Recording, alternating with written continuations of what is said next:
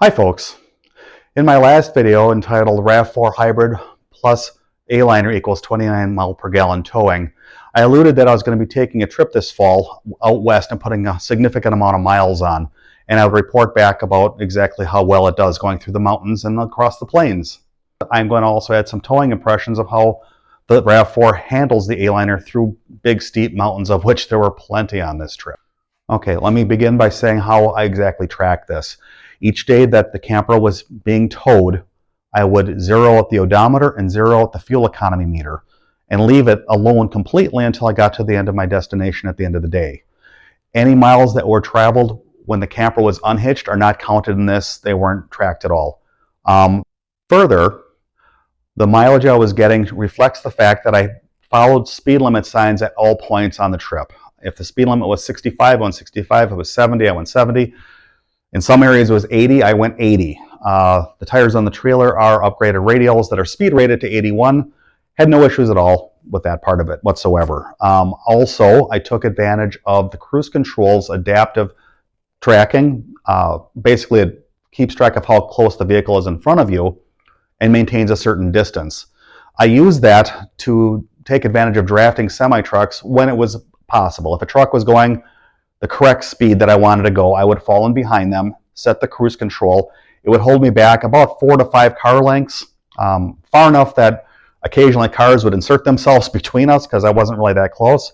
However, it was enough on those periods to up the fuel economy a few miles per gallon very effortlessly. So I did that when I could.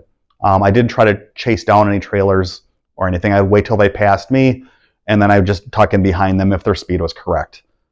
At the end of each day's travels, I would mark down on a notepad I brought along the total miles that driven that day and also the mileage that I got that day.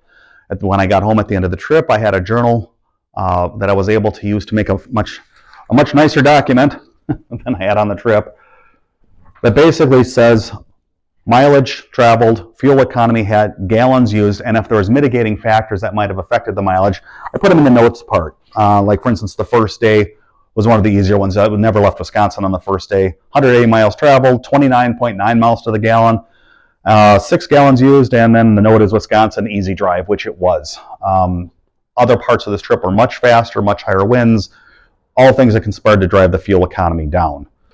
Getting into some of the more notable details, the highest fuel economy day was 30.8. That was a 421 mile day, 13.67 gallons used. That was the best one of all. It felt almost like I was going downhill or maybe had a tailwind. The only mitigating factors really were that it was at high altitude, which I've read makes the car a little easier to move through the air, which can help. And the speed limit was only 65 on that leg, which also helps. Not super high speeds. The worst fuel economy on this whole trip was the second day. Very high winds, higher speeds. I think it was 70 or 75 for a good portion of it. Speed limit. 405 miles traveled, only 24.2 miles per gallon. Again, my note on this is very windy conditions. The lane holding on the car actually struggled because I was getting such high cross breezes. Any car would have gotten worse mileage on that day. But in the end of the day, with all the 10 separate towing days factored all together, we wound up with 4,005 towing miles, 149 gallons used, 0.89 gallons used. Average for the entire trip while towing was 26.72 miles per gallon. Fuel cost was pretty high out west. It wound up being about $3.30 on average total, which was a grand total of towing fuel use cost of about $494.64. I don't think that's terribly bad for what this was and the conditions and the high speeds. Again, large portions, 80. Mountains absolutely everywhere, went through multiple mountain ranges, both directions. It was fun and exciting, but it definitely drove the fuel economy down over what I would get staying home here in Wisconsin. And on a side note, I know I'm going to get some questions about this as far as how accurate actually is my fuel economy meter on this car. And I hear that. I know that can be a problem a lot of times. I have actually checked it, topped up, mileage, just driving around town, not towing mileage, but just normal commuting mileage.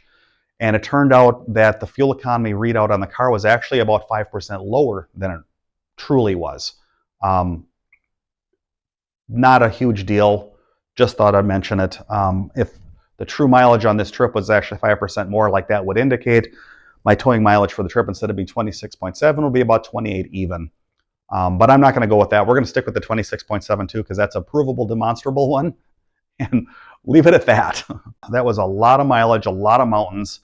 The Rav4 Hybrid is rated to tow 1,750 pounds.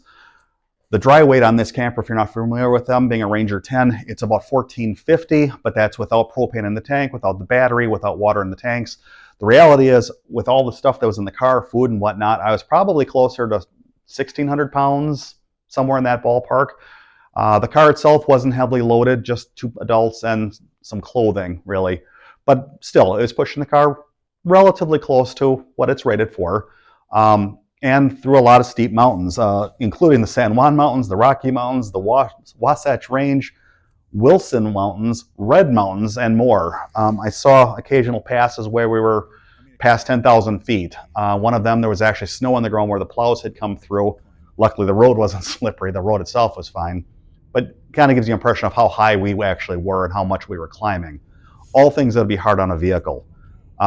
Specifically, the high and low going up and down the hills, I use the cruise control at virtually all times. It turns out that that is actually a very good way to handle this.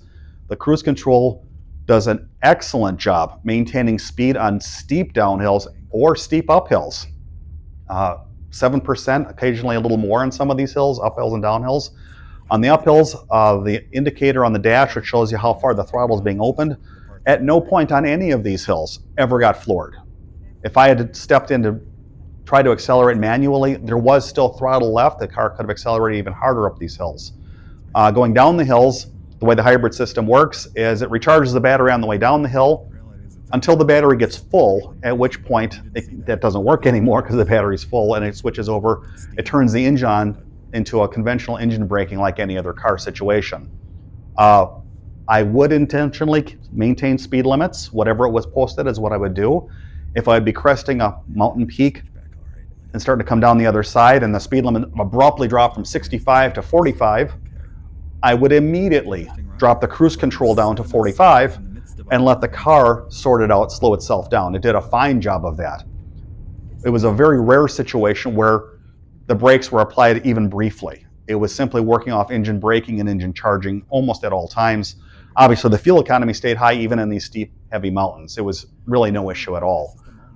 When I was going through Mesa Verde, which is a cliff-top dwelling thing that's roughly 13 miles long on the peak, but the hills getting up to it are crazy, not towing up the hill on that day. There was no trailer, but the car wound up getting 48 that day for total. That's about what I get around town just commuting.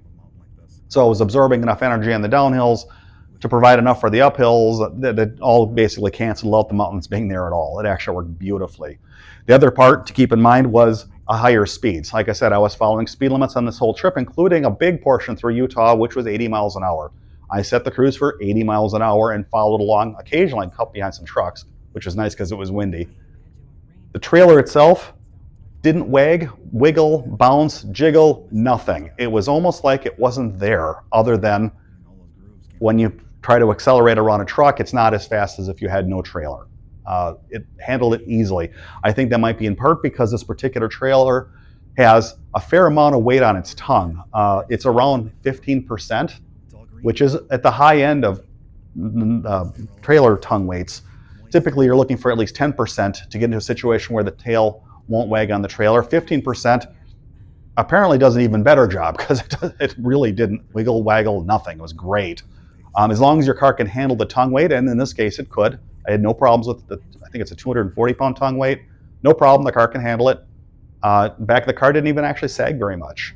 Going through the mountains and down the hills, it really didn't seem to cause the car too much trouble at all, other than you could hear the engine on heavy uphills that it's running. Obviously it's working when you're climbing. It's almost like you were just driving cross-country on level ground. It hardly mattered.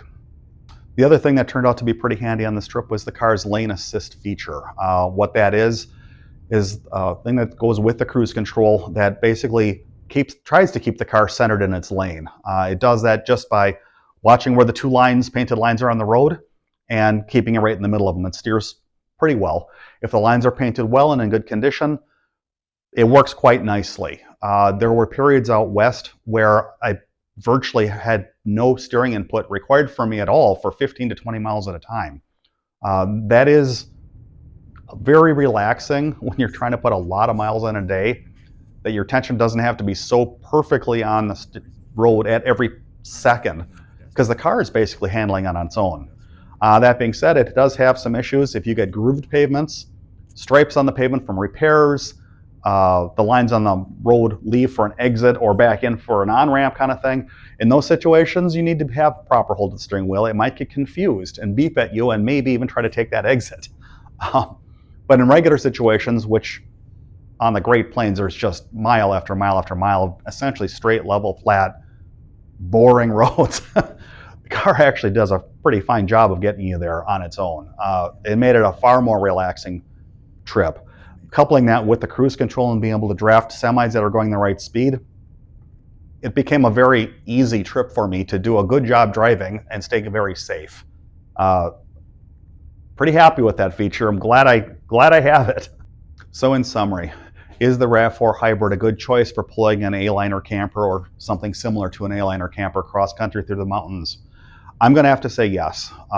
At all times, the car handled everything easily, never felt weak, handled with confidence on every situation, including tight mountain switchbacks with all this weight behind it.